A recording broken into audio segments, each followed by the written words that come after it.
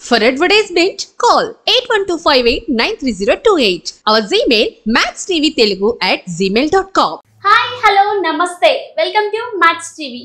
ఈ రోజు మనతో పాటు ఉన్నారు ఫిడికాస్ homeopathy CEO and chief doctor Bharadwaj గారు. మరి సార్ తో మాట్లాడి మరికొన్ని విషయాలు తెలుసుకుందాం. నమస్తే సార్. నమస్తే అండి. ఎలా ఉన్నారు సార్? నేను బాగున్నానండి. సార్ ఈ రోజు మనం మాట్లాడబోయే టాపిక్ ప్రాస్టేట్. అసలు ఈ ప్రాస్టేట్ ప్రాబ్లం అంటే ఏంటి, ఎక్కువ ఎవరిలో కనిపిస్తుంది, మేల్స్లోనా ఫీమేల్స్లో? రైట్. సో ప్రోస్టేట్ ప్రాబ్లం అంటామండి. దీన్ని సైంటిఫిక్గా BPH అంటాము. ఓకే. బినైన్ ప్రోస్టేటిక్ హైపర్ప్లేజియా అంటారు, హైపర్ట్రోఫీ అని కూడా అంటారు అన్నమాట. ఇవన్నీ ఒకటే డిసీజ్. ఇది మెయిన్గా మెన్కి మాత్రమే వస్తుంది, విమెన్లో ఉండదన్నమాట. సో మెన్లో ఏంటంటే విమెన్ తీసుకుంటే మనకి ఏమవుతుందంటే, సో వాళ్ళ sexual organs plus urinary organs సపరేట్గా ఉంటాయి. అంటే వజైనా అనేది సెక్షువల్ ఆర్గాన్ వాళ్ళకి, యూరినరీ ఆర్గాన్ వచ్చి యూరెత్రా సపరేట్గా ఉంటాయి. మెన్లో ఏమవుతుందంటే వాళ్ళకి స్పర్మ్ వచ్చేది ప్లస్ యూరిన్ వచ్చేది ఒకటే ఆర్గాన్ ఉంటుంది అనమాట. సో కలిసి ఉంటుంది వాళ్ళకి. సో ఎక్కడైతే ఇది కలిసి ఉంటుందో దీని దగ్గర ఒక గ్లాండ్ ఉంటుంది అనమాట, ఒక గ్రంథి అంటాం. సో దాన్నే ప్రోస్టేట్ అంటాం అనమాట. ఇది బోత్ సెక్షువల్ యాక్టివిటీకి ఇది ఇంపార్టెంట్, యూరిన్ రావడానికి ఇంపార్టెంట్. ఎందుకంటే మెన్లో రెండు కలిసే ఉంటాయి కాబట్టి. మెయిన్గా ఇది సెక్షువల్ యాక్టివిటీకి ఎలా ఇంపార్టెంట్ అంటే, మెన్లో వచ్చే స్పర్మ్ కానీ లేకపోతే అక్కడికి వచ్చే సెమెన్ కానీ, అంటే లిక్విడ్ లాగా వస్తుంది సెక్షువల్ యాక్టివిటీ అప్పుడు, అదంతా ఇక్కడ స్టోర్ అయి ఉంటుంది అనమాట. అదేవిధంగా మేల్ ప్లెజర్. సో ఎప్పుడైతే మేల్ ఎజాక్యులేట్ చేస్తారో, అంటే సెక్షువల్ యాక్టివిటీ అప్పుడు ఎజాక్యులేట్ అవుతుందో, ఏదైతే ప్లెజర్ అనేది వస్తుందో మెన్లో, సో ఆ ప్లెజర్ అనేది కూడా దీంట్లో నుంచే వస్తుంది అనమాట. ఈ గ్లాండ్లో నుంచే ఆ ప్లెజర్ వస్తుంది అనమాట. అంత ఇంపార్టెన్స్ ఉంది ఆ గ్లాండ్కి. ఒక్కొక్కసారి ఏమవుతుందంటే, ఎస్పెషల్లీ ఏజ్డ్ మెన్లో 40 years దాటిందనుకోండి, ఈ గ్లాండ్ అనేది ఎన్లార్జ్ అవుతుంది. సో గ్లాండ్ అనేది మామూలుగా పుట్టినప్పటి నుంచి చనిపోయేంత వరకు పెరుగుతూనే ఉంటుంది. కాకపోతే మిడిల్ ఏజ్డ్ మెన్ 40 yearsలో లేకపోతే 50 years 60 yearsలో ఏమవుతుందంటే చాలా ర్యాపిడ్గా పెరుగుతుంది. ర్యాపిడ్గా పెరగడం వల్ల అది అవుట్ సైడ్ పెరిగితే పర్లేదు, కాకపోతే ఏమవుతుందంటే ఇన్సైడ్ పెరుగుతుంది. ఇన్సైడ్ ఏముంటుందంటే మనము యురెత్రా అంటాం, అంటే యూరిన్ వచ్చేది కానీ లేకపోతే సెమెన్ బయటకు వచ్చే ప్లేస్ని కానీ అది కన్స్ట్రిక్ట్ చేస్తాను. ఎప్పుడైతే ఇట్లా కన్స్ట్రిక్ట్ చేస్తుందో, సో లోపల దాన్ని ప్రెస్ చేస్తుందో, వీళ్ళకు చాలా ప్రాబ్లమ్స్ వస్తాయి. ఏంటి? పాలియూరియా. మెన్లో 40 years దాటిన తర్వాత మళ్ళీ యూరిన్ రావడం, ఫ్రీక్వెంట్గా రావడము, చాలాసార్లు రావడము. అదేవిధంగా నాక్ట్యూరియా, పడుకున్న తరువాత నిద్రలో మళ్ళీ యూరిన్ రావడం, మల్టిపుల్ టైమ్స్ లేయాల్సి రావడము, ఇదొక సిమ్టమ్ అనమాట. అదేవిధంగా అర్జెన్సీ అంటారు. నార్మల్గా యూరిన్ వస్తే కొంచెం దాన్ని ఆపుకునే కెపాసిటీ ఉండాలి. వీళ్ళకి ఏంటంటే ఆ కెపాసిటీ పోతుంది. యూరిన్ వచ్చిన వెంటనే వెళ్ళిపోవాలి, లేకపోతే బట్టల్లో అయిపోయినంత పని అవుతుంది అనమాట. సో దాన్ని అర్జెన్సీ అంటాం. ఇన్కాంటినెన్స్ అంటాం అనమాట. ఒక్కొక్కసారి ఏమవుతుందంటే యూరిన్ ఆపుకుంటే అది ఉండదు, ఇన్వాలంటరీగా బయటకు వచ్చేస్తుంది. దాన్ని ఇన్కాంటినెన్స్ అంటాం. స్లో స్ట్రీమ్ అంటాం అన్నమాట. నార్మల్గా యూరిన్ మోసేటప్పుడు మెన్లో బాగా ఫాస్ట్గా రావాలి. దీంట్లో ఏమవుతుందంటే ఎంత ప్రెషర్ పెట్టినా కూడా చాలా స్లోగా వస్తుంది అనమాట. సో దాన్ని స్లో స్ట్రీమ్ అంటారు. హెసిటెన్సీ అంటారు. నార్మల్గా యూరిన్ మనం వాష్రూమ్ వెళ్ళిన వెంటనే యూరిన్ రావాలి. వీళ్ళకి ఏమవుతుందంటే యూరిన్ వెళ్ళి కొంచెంసేపు వెయిట్ చేసిన తర్వాత కొద్దిసేపటికి మేబీ 1 minute 2 minutes లేకపోతే 30 seconds స్లోగా బయటకు వస్తుందన్నమాట.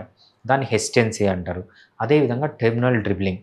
సో యూరిన్ పోసేది అయిపోయిన వెంటనే స్టాప్ అయిపోవాలి. వీళ్ళకి ఏమవుతుందంటే అట్లా ఒకటేసారి స్టాప్ కాదు, మళ్ళీ చుక్కలు రావడం, కొన్ని డ్రాప్స్ బయటికి రావడం, దీన్ని టెర్మినల్ డ్రిబ్లింగ్ అంటాం అనమాట. ఈ సిమ్టమ్ కూడా చూస్తాం.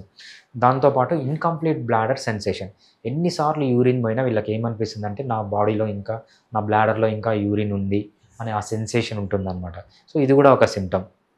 ఒక్కొక్కసారి అడ్వాన్స్డ్ కేసెస్లో ఏమవుతుందంటే హెమటూరియా, యూరిన్లో బ్లడ్ రావడము, అదేవిధంగా రిటెన్షన్, యూరిన్ రాకుండా అట్లనే ఉండిపోవడం, ఎంత ట్రై చేసినా అలానే ఉండిపోవడము. సో నెక్స్ట్ స్టేజ్లో ఏమవుతుందంటే రీనల్ ఫెయిల్యూర్, కిడ్నీలు దెబ్బతినడము, అదేవిధంగా పఫీనెస్ రావడం, ఫేస్ అంతా పఫీనెస్ రావడం, అవన్నీ అడ్వాన్స్డ్ కేసెస్. సో ఈ సిమ్టమ్స్ మిడిల్ ఏజ్ మెన్లో ఉంటే ఫస్ట్ మనం సస్పెక్ట్ చేయాల్సింది ప్రోస్టేట్ అనేది చాలా ఇంపార్టెంట్ మెన్ యొక్క సెక్షువల్ యాక్టివిటీకి. చాలామంది మా దగ్గరికి వచ్చే వాళ్ళు ఏం చేస్తారంటే, సార్ మాకు ప్రోస్టేట్ ప్రాబ్లం ఉంది, మేము యూరాలజిస్ట్ దగ్గరికి పోయినాము, సర్జన్ దగ్గరికి పోయినాము, వాళ్ళు వెంటనే తీసేయాలంటున్నారు. సో మేము హోమియోపతిలో వితౌట్ సర్జరీ. సో చాలామంది అడుగుతారు, సార్ సర్జరీ చేయించుకోవాలా లేదా? సర్జరీ చేయించుకోవాలా లేదా అనేది ఆ గ్లాండ్ యొక్క పని తెలిస్తే మీకే తెలుస్తుంది చేయించుకోవాలా లేదా. సెక్సువల్ యాక్టివిటీలో అంత ఇంపార్టెంట్ అయినప్పుడు ఆ గ్లాండ్ని దాన్ని సర్జరీ చేయించుకొని తీయకపోవడమే చాలా మంచిదన్నమాట. కొన్ని కేసెస్‌లో తీయించుకోమంటాం. అది క్యాన్సర్‌గా మారినప్పుడు అది సర్జరీకి వెళ్ళమంటాం. లేదంటే నార్మల్ కేసెస్‌లో సర్జరీ లేకుండానే అది ఫస్ట్ స్టేజ్ ఉన్న, సెకండ్ స్టేజ్ ఉన్న, థర్డ్ స్టేజ్ ఉన్న, ఫోర్త్ స్టేజ్ ఉన్న హోమియోపతితో ట్రీట్మెంట్ చేయొచ్చు. ఓకే. సార్ మరి ప్రాబ్లమ్ ఎక్కువ ఏ ఏజ్ మెన్ గ్రూప్‌లో వస్తుంది సార్ ఈ ప్రాబ్లమ్? ఈ ప్రాబ్లమ్ అనేది ఎక్కువ అబోవ్ 40 అరౌండ్ మెన్‌లో వస్తుందన్నమాట. ఎందుకంటే ఆ ఏజ్‌లో ఏమవుతుందంటే టెస్టోస్టిరాన్ హై లెవెల్‌లో ఉంటుంది. టెస్టోస్టిరాన్‌లో మళ్ళీ డిఫరెంట్ హార్మోన్స్ ఉన్నాయి. డైహైడ్రోటెస్టోస్టిరాన్ అంటాం. డీహెచ్టీ హార్మోన్ అంటామన్నమాట. మిడిల్ ఏజ్డ్ మెన్‌లో మీరు చాలా మిడిల్ ఏజ్డ్ మెన్ తీసుకోండి. మిడిల్ ఏజ్డ్ మెన్ అరౌండ్ 35-40 ఇయర్స్‌లో మెన్‌లో ఉన్న మెయిన్ క్యారెక్టర్ ఏంటంటే ఏదో సాధించాలి. కొంతమందికి డబ్బులు సంపాదించడం ఇంట్రెస్ట్ ఉంటుంది. కొంతమందికి ఏదన్నా సాధించాలి అనే ఇంట్రెస్ట్ ఉంటుందన్నమాట మెన్‌కి ఆ ఏజ్‌లో. అది ఎందుకు ఉంటుందంటే ఈ డైహైడ్రోటెస్టోస్టిరాన్. ఈ టెస్టోస్టిరాన్ అనే హార్మోన్ వల్ల వాళ్ళు అలా బిహేవ్ చేస్తారు. అగ్రెసివ్‌గా ఉండడము, సెక్షువల్ యాక్టివిటీలో బాగా పాల్గొనడము, అదేవిధంగా మంచిగా ఏదన్నా సాధించాలి అనేది రావడం. ఈ హార్మోన్ వల్ల వస్తుందన్నమాట. ఈ హార్మోన్ ఎక్కువ ఉండడం వల్ల ఏమవుతుందంటే ఆ ప్రోస్టేట్ గ్లాండ్ అనేది ఎన్లార్జ్ అవుతుంది. ఎప్పుడైతే ఈ హార్మోన్ ప్రోస్టేట్ గ్లాండ్ పైన యాక్ట్ చేస్తుందో ఈ హార్మోన్ ఆ ప్రోస్టేట్ గ్లాండ్ ఎన్లార్జ్ అయ్యి ఈ ప్రాబ్లమ్స్ వస్తాయి. అది ఎస్పెషల్లీ అరౌండ్ 40లో జరుగుతుందన్నమాట. ఈ 40లో జరిగినప్పుడు ఫస్ట్ ఏంటంటే కొంతమందికి సిమ్టమ్స్ తెలియవు. ఏదో టెస్ట్ కోసం వెళ్తారు. ఇది బయటపడుతుంది. బయటపడితే స్టేజ్ 1లో ఉంటుంది. స్టేజ్ 1లో ఉన్న డాక్టర్ దగ్గరికి పోతారు. డాక్టర్ ఏం చెప్తారు? స్టేజ్ 1లోనే ఉంది. మీరు ఏం అవసరం కంగారు భయపడాల్సిన అవసరం లేదు. మళ్ళీ రండి స్టేజ్ 4కో 5కో వెళ్ళినప్పుడు రండి మేము సర్జరీ చేస్తామంట. అదే టైంలో హోమియోపతిలోకి వస్తే మీరు ఫస్ట్ స్టేజ్లో, సెకండ్ స్టేజ్లో ఉన్నప్పుడు థర్డ్ స్టేజ్లో, ఫోర్త్ స్టేజ్లో పోదు. సర్జరీ వరకు పోవాల్సిన అవసరం లేదు.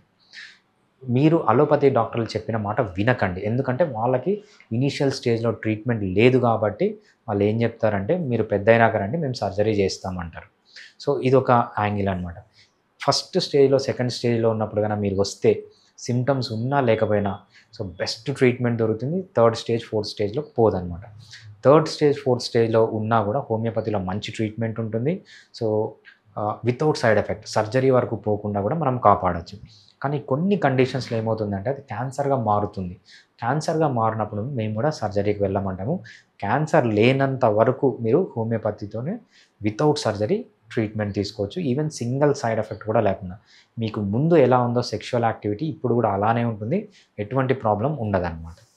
సార్ మరి ఈ ప్రాబ్లంతో ఫేస్ చేసే వాళ్ళు ఎటువంటి ప్రికాషన్స్ తీసుకోవాలి సార్? రైట్. సో ఫస్ట్ వీళ్ళు చేయాల్సిన ప్రికాషన్ ఏంటంటే ఎప్పుడైతే వీళ్ళకి ప్రాబ్లమ్స్ వస్తాయి వెంటనే హోమియోపతి డాక్టర్ని కన్సల్ట్ కండి. ఎందుకంటే అలోపతి డాక్టర్లతో కొంచెం మెడిసిన్స్ ఉన్నాయి. ఈ మెడిసిన్స్ ఇచ్చినప్పుడు ఏమవుతుందంటే డైహైడ్రోటెస్టోస్టిరాన్ని బ్లాక్ చేస్తాయన్నమాట. ఎప్పుడైతే ఈ డైహైడ్రోటెస్టోస్టిరాన్ అనే హార్మోన్ని బ్లాక్ చేసిందంటే సో మీకు ఏదైతే సాధించాలనే కోరిక ఉంటుందో అది చనిపోతుంది. సో మీకు ఆ లైఫ్ పైన ఆ విగర్ ఉండదు. అదేవిధంగా సెక్షువల్ యాక్టివిటీ తగ్గిపోతుంది. లిబిడో అంటామన్నమాట. సెక్షువల్ కోరికలు తగ్గిపోతాయి. సో అందుకు ఫస్ట్ మీరు చేయాల్సింది ఏంటంటే ఇమ్మీడియట్గా అలోపతి మెడిసిన్స్ వాడకండి, హోమియోపతి తీసుకోండి. ఇంతకు మించి తప్పితే దీంట్లో మనము తీసుకునే పెద్ద ప్రికాషన్స్ అంటూ ఏమి ఉండవన్నమాట. బేసిక్గా ఇది natural process for men. Sir నాకు ఒక డౌట్. యా. ఒకవేళ ఈ ప్రాబ్లం ఇనీషియల్ స్టేజ్లో ఉంటే సర్జరీ చేయాలి అని అన్నారు కదా, మరి ఇఫ్ ఇన్ కేస్ సర్జరీ అయిన తర్వాత సెక్సువల్ యాక్టివిటీస్లో పాల్గొనడానికి అవుతుందా సార్? మరి ఇనీషియల్ స్టేజ్లో సర్జరీ అవసరం లేదండి. సో ఇనీషియల్ స్టేజ్ బేసిక్గా ఇది 4 స్టేజెస్ ఉంటుంది. So stage 1, stage 2, stage 3, stage 4. Stage 1, stage 2లో ఉంటే హోమియోపతిలో కంప్లీట్గా తగ్గిపోతుంది. సర్జరీ వెళ్ళాల్సిన అవసరం లేదు. Even allopathy doctors stage 1, stage 2లో సర్జరీ సజెస్ట్ చేయరు. వాళ్ళు ఏం చెప్తారంటే స్టేజ్ 1 కానీ స్టేజ్ 2 కానీ ఎవరన్నా పేషెంట్ ఉండి అలోపతి డాక్టర్ దగ్గరికి వెళ్తే బాబు మీరు దీని గురించి పట్టించుకోకండి, వదిలేసేయండి, ఏదన్నా ప్రాబ్లం పెద్దగా అయినాక రండి మేము సర్జరీ చేస్తామంటారు. వితిన్ 2 to 3 ఇయర్స్లో స్టేజ్ 3కో స్టేజ్ 4కో వెళ్తుంది. స్టేజ్ 3కో స్టేజ్ 4కో వెళ్ళినప్పుడు సర్జరీ చేసి పంపిస్తారు వాళ్ళు. సర్జరీ చేస్తే ప్రాబ్లం ఏంటంటే చాలా ఇంపార్టెంట్ గ్లాండ్ అది sexual activity. Male sexual pleasure అంటాం కదా, ఎప్పుడైతే ఎజాక్యులేట్ అయ్యేటప్పటికి మేల్కి ప్లెజర్ ఏదైతే వస్తుందో సెమెన్ బయటకు వచ్చినప్పుడు ప్లెజర్ ఏదైతే వస్తుందో అది గ్లాండ్ నుంచి వస్తుంది. ఈ గ్లాండ్లో మనకు నర్వ్స్ ఉంటాయన్నమాట. ఈ నర్వ్స్ నుంచి వస్తుంది అనమాట. ఎప్పుడైతే ఆ గ్లాండ్ని కట్ చేసి తీసేస్తామో ఆ ప్లెజర్ అనేది పోతుంది వీళ్ళలో. అదేవిధంగా డైహైడ్రోటెస్టోస్టిరాన్ అనేది సెక్షువల్ యాక్టివిటీకి చాలా ఇంపార్టెంట్. ఆ డైహైడ్రోటెస్టోస్టిరాన్ బ్లాకర్స్ ఇస్తారు. ఎప్పుడైతే బ్లాకర్స్ ఇస్తారో సెక్షువల్ కోరికలు చనిపోతాయి. అదేవిధంగా వీళ్ళకి ఏమవుతుందంటే ఏదన్నా సాధించాలి, సెక్షువల్ యాక్టివ్ ఈ టెస్టోస్టిరాన్ చాలా ఫంక్షన్స్ ఉన్నాయి. ఒకటి వీళ్ళని మంచి విగరస్గా పెట్టడము, మంచి అగ్రెసివ్గా పెట్టడము, ఏదన్నా సాధించాలనే ఏదైతే జీల్ ఉంటుందో అవన్నీ చనిపోతాయి ఆ మెడిసిన్స్ వాడడం వల్ల. సో ఆ కాంటెక్స్లో ఏమంటామంటే ఫస్ట్ స్టేజ్లో ఉన్న, సెకండ్ స్టేజ్లో ఉన్న హోమియోపతిలోకి వస్తే కంప్లీట్గా క్యూర్ అయిపోతుంది. థర్డ్ స్టేజ్లో, ఫోర్త్ స్టేజ్లో క్యూర్ చేయడం కష్టం. కాకపోతే థర్డ్ స్టేజ్లో కూడా 50% ఛాన్సెస్ ఉంటాయి. ఫోర్త్ స్టేజ్లో క్యూర్ చేయడం కష్టం. కాకపోతే ఏంటంటే అది క్యాన్సర్గా మారకుండా, ఇంకా సివియర్గా పోకుండా, సర్జరీ వరకు పోకుండా మనం కాపాడుకుంటూ రావచ్చు. ఇంకొక కండిషన్, ఓన్లీ వన్ కండిషన్లో ఏంటంటే అది క్యాన్సర్గా మారినప్పుడు మాత్రం సర్జరీకి వెళ్ళమంటాము. క్యాన్సర్గా మారిన తర్వాత ఇక్కడ సర్జరీలో కూడా హోమియోపతి చాలా యూస్ఫుల్ అనమాట. చాలామందికి మనం చూసేది ఏంటంటే ఒక్కసారి క్యాన్సర్ వచ్చిన తర్వాత మళ్ళీ వస్తుంది. ఏదైతే ఆ క్యాన్సర్ మళ్ళీ టెండెన్సీ ఉందో ఆ టెండెన్సీని తీయడానికి కూడా మనము హోమియోపతి ఈవెన్ క్యాన్సర్ వల్ల సర్జరీ చేయించుకున్నా కూడా హోమియోపతి మెడిసిన్ వాడమంటాం. ఎందుకంటే సెకండ్ టైం మళ్ళీ క్యాన్సర్ వచ్చే ఛాన్స్ చాలా తక్కువగా ఉండేటట్లు హోమియోపతి ట్రీట్మెంట్ తీసుకోవచ్చు అనమాట. అదేవిధంగా సర్జరీ వల్ల ఏదైతే ప్రాబ్లమ్స్ ఉన్నాయో, ఏవైతే సిమ్టమ్స్ అలానే ఉండిపోయినాయో, సో ఆ సిమ్టమ్స్ని కంట్రోల్ చేయడానికి కూడా హోమియోపతి వాడచ్చు. ఓకే, ఆఫ్టర్ సర్జరీతో కూడా ఏమైనా ప్రాబ్లం అయితే అది మీరు హోమియోపతిలో క్లియర్ చేస్తారు. రైట్. చాలా మందికి ఏంటంటే సిమ్టమ్స్ ఉంటాయి, సర్జరీ చేయించుకుంటారు, తర్వాత కూడా సిమ్టమ్స్ అలానే ఉంటాయి అన్నమాట. వాళ్ళు మా దగ్గరికి వచ్చినా కూడా, సర్జరీ తర్వాత వచ్చినా కూడా ఆ సిమ్టమ్స్ని మనం కంట్రోల్ చేసుకోవచ్చు హోమియోపతి. ఓకే, చాలా బాగా ఎక్స్ప్లెయిన్ చేశారు సార్. Thank you. థ్యాంక్స్ అండి.